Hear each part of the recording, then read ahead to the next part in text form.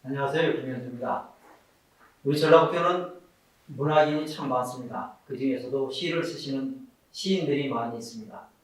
시인들이 사는 세상은 특별하지도 않지만 그렇다고 해서 시인이 없는 세상은 더 특별하지도 않습니다.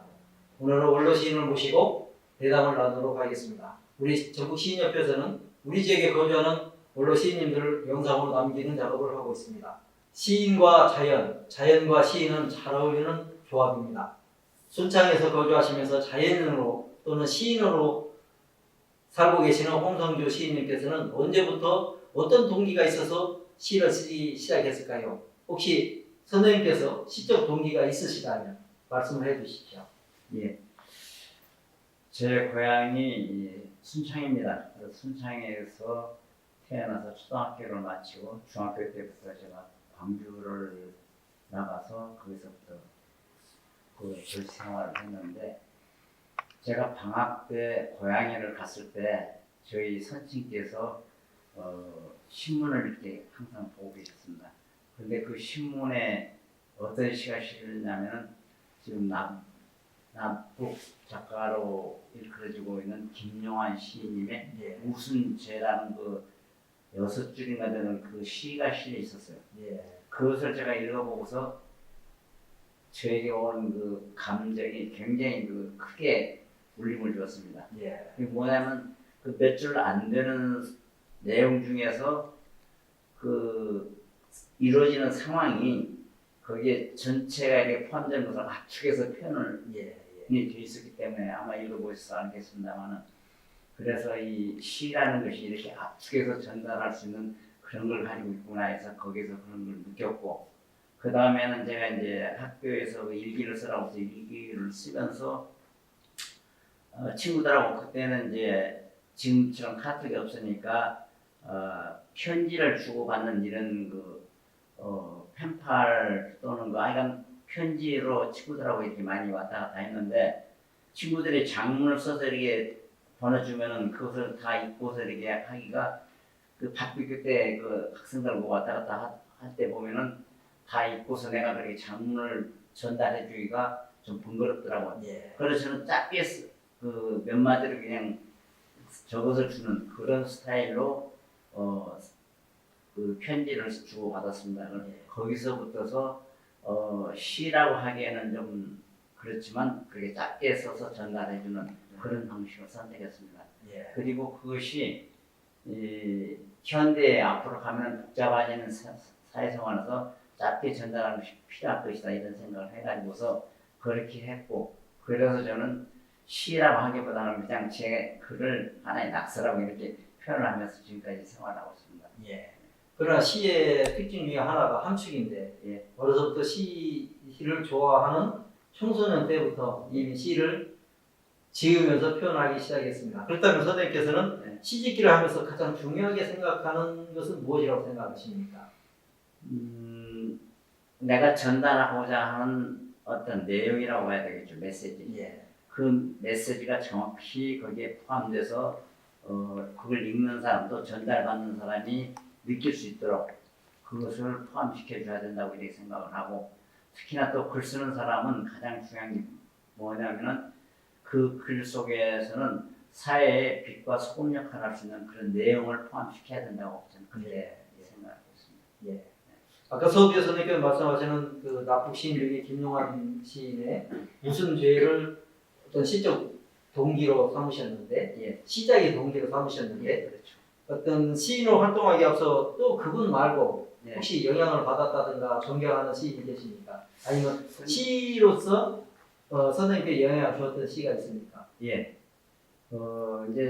학교 다닐 때 책을 쪽저쪽 여러 가지 책을 읽게 되지 않습니까? 그런데 그 당시에는 도서관이 별로 없었습니다.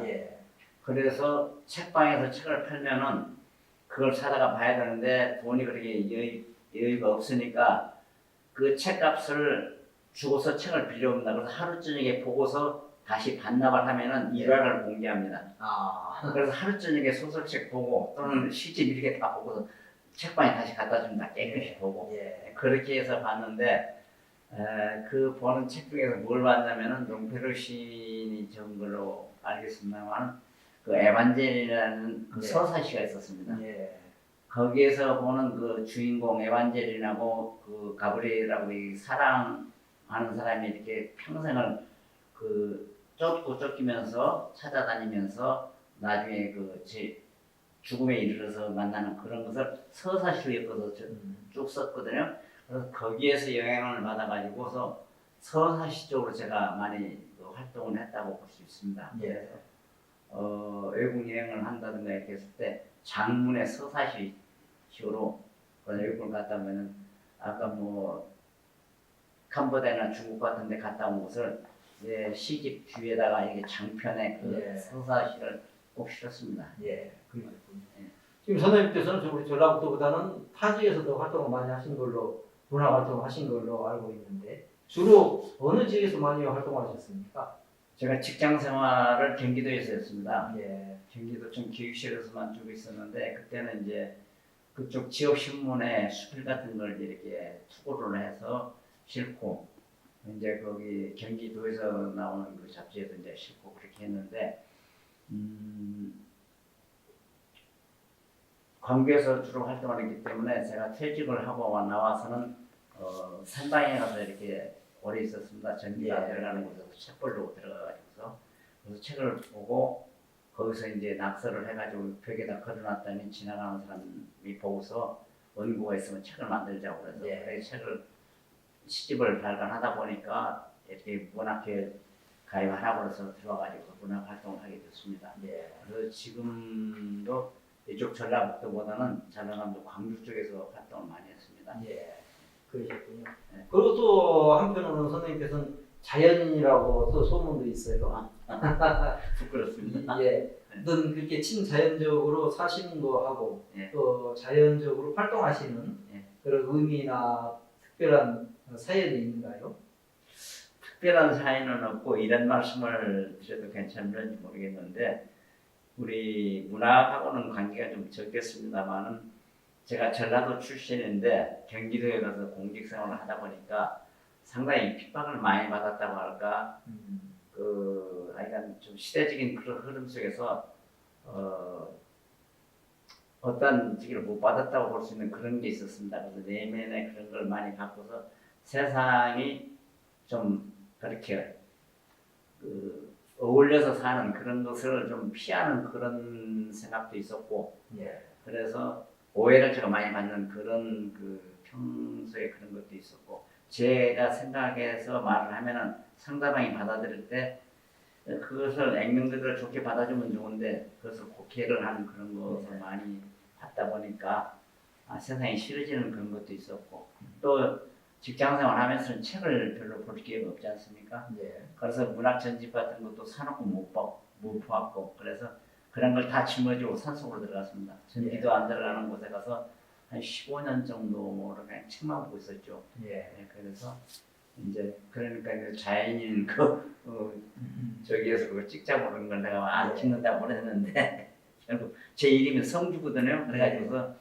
그 산성에 들어가서 살았는데 거기에 임금이라고 해서 그 착각한 자유라고 생각하면서 그렇게 몇 년을 좀 지내보고 있습니다. 그러셨군요. 네. 어느 스님은 공부하다 죽어라 네. 하는 그런 어를 또 남기셨다고 하는데 선생님께서는 아예 책에 파묻혀서 한번 끝장을 보자는 식으로 예. 책 짊어지고 산에 들어가신 케이스군요. 예. 지금 선생님께서 계시는 곳이 순창에서 가까운 곳에 금성산성이 있다는데 그건 전라남북도 경계지역인 예. 담양에 위치하는데요. 예. 순창에 강천산이라는 굴립봉원이 있습니다. 예. 거기하고 경계지역에 위치한 금성산성이라는 둘레 7km의 그 산성이 있습니다. 예. 호남의 3대 산성이 하나인데 예. 정읍하고 이망산성. 이망산성, 그다음에 나주. 나주 아닙니다. 거기 제가 있었던 금성산성, 그다음에 무주의 적산산성, 예. 사고가 포함되어 있던 3대 산성의 호남의 3대 산성의 하나라고 합니다. 거기가 둘레가 7km인데 거기는 다행히 모든 그 흔적이 그대로 보존이 되어 있어가지고서 예. 정부에서 매년 복원을 지금 하고 있어. 제가 들어간 지 20년이 지금 넘었는데 지금까지도 복원 중에 있습니다. 예. 산성은 그 욕도 나올 만큼 산성 쌓기가 힘들고 하다 보니까 오랫동안 지속을 하는 것 같습니다. 그 시인님께서 혹시 작품 중에서 애정이 가는 작품이 있으면 소개해 주시고 아니면 그 이유도 좀 말씀해 주시면 좋겠습니다. 글쎄요, 지난 해인가 전라북도 우리 문협에서 예. 각 시에서 한 사람씩 선정을 해서 시비를 그 전라북도 문학관에다 세우겠다고 나보고 그거 한 편을 보내라고 그래요. 예. 근데 제가 한 3,400편의 시를 쓴다고 썼는데 아까 서두에도 말씀을 드렸지만 저는 제 작품이라기보다도 제가 쓴 글을 작품이라고 얘기를 감히 못합니다. 그런데 그 이미 책으로 발간됐지만 거기에서 골라보려고 하니까 마음에 드는 게 하나도 없어요. 예.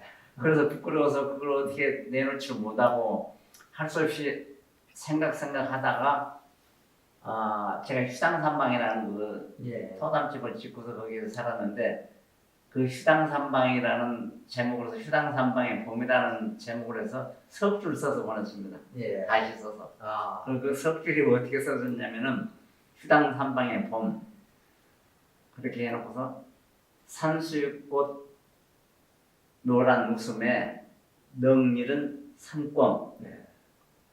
누굴 찾아 온산 울리나 딱 석줄 썼습니다. 아, 예. 그야말로 줄이고 줄인 예. 예, 공식된 시군요. 예. 거기에 대한 뭐더 뒷이야기는 없습니까? 뭐 다른 얘기는 없고요. 예. 아, 예. 본래 그러니까 이제 내가 본래는 그 산에 들어가서 그 벽에다가 예.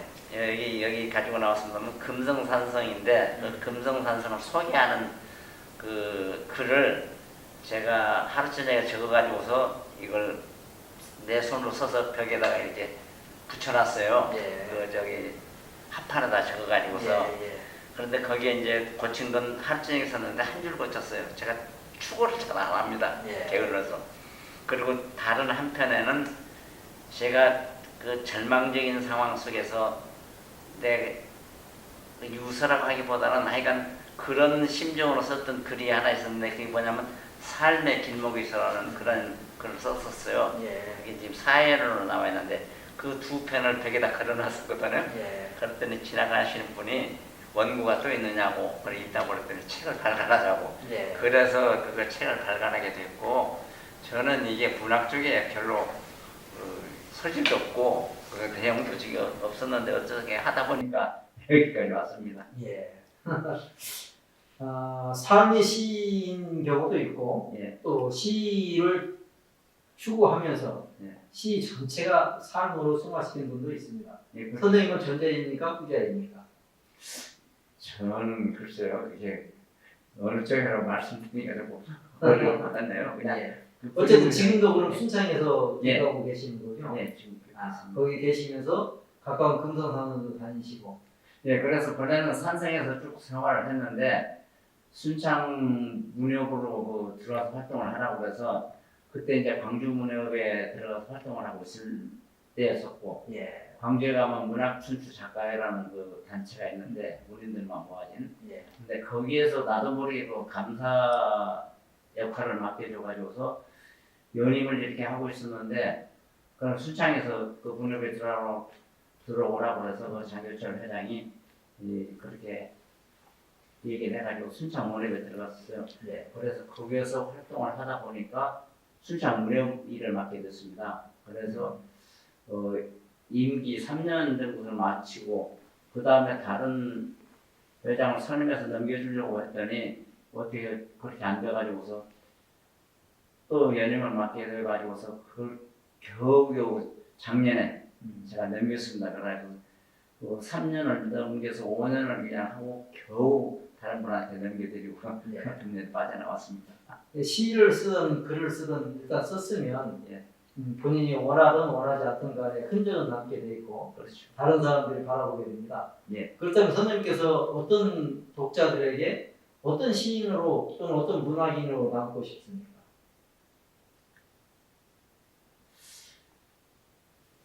글쎄 아주 편한 사람? 그렇게 탁사하게 뭐 글을 잘 썼다기보다는 우리 일상에서 주변에서 만날 수 있는 그런 편한 사람이었다고 이렇게 그냥 생각이 들 수 있는 사람이었으면 좋을 것 같아요. 그렇다면 선생님께서는 이 작품도 예. 생활시를 중심으로 쓰십니까? 그렇죠. 그런 편이죠.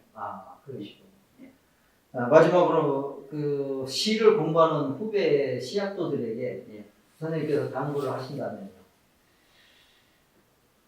우선 많이 보고 들여야 된다고 봅니다. 그래서 그것이 침잠돼 가지고서 쌓여 가지고서 그것이 다시 재생될 수 있는, 녹아서 다시 재생될 수 있는 그런 것이 필요하기 때문에 그걸 많이 보고 들은 것들이 이 자양분이 되니까, 그래서 그 속에서 다른 사람들한테 전달될 때 아까 말씀드린 대로 어떤 자기가 전달하고자 하는 메시지, 이것이 정확히 전달되도록 해주는 것이 중요하다고 봅니다. 그러니까 글에는 꼭 전달하고자 하는 메시지가 정확하게 전달될 수 있도록 해주는 것, 이것이 중요한데 그걸 하기 위해서는 많이 보고 듣고 또 써야 된다고 이렇게 생각합니다. 예. 시인에게는 수많은 시적 동기가 있습니다. 자연에서 얻는 분도 있고 생활에서 얻는 분도 있습니다. 그러나 오늘은 고향에서 사시면서 자연을 매개체로 시를 쓰시는 분을 만났습니다. 순창에 거주하시는 홍성주 시인은 바로 그런 분이었습니다. 자연을 시로 승화시키고 시를 자연에 대비했습니다. 앞으로도 건강한 모습으로 오래오래 사시면서 시를 더 아름답게 포장해 주시기를 바라는 마음 간절합니다. 선생님 나와주셔서 고맙습니다. 감사합니다. 건강하십시오. 예.